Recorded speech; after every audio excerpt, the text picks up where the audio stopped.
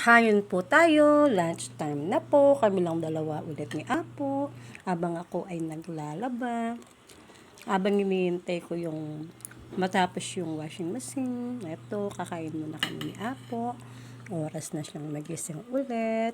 Ito, ay hihaw na tilapia at saka pork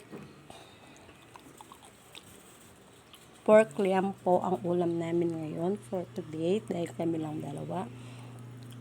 Hindi na kami nagsigang kasi nga wala yung mga kasama namin.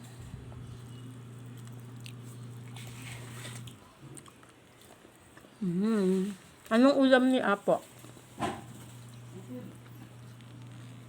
Oras nung nagising si Apo ngayon.